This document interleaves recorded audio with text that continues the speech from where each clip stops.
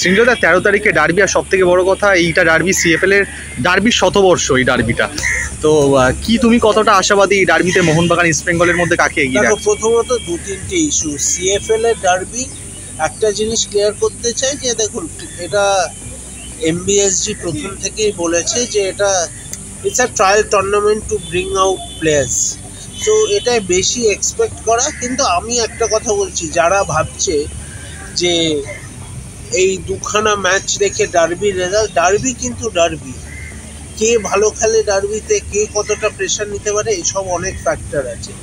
So derby এই দুটো ম্যাচের ফলাফল দেখে ডার্বির রেজাল্ট নির্ধারণ করা ঠিক না প্রথমত। আর দ্বিতীয়ত, ক্যালকাটা ফুটবল লিগের ডার্বি এটা একটা ট্রায়াল।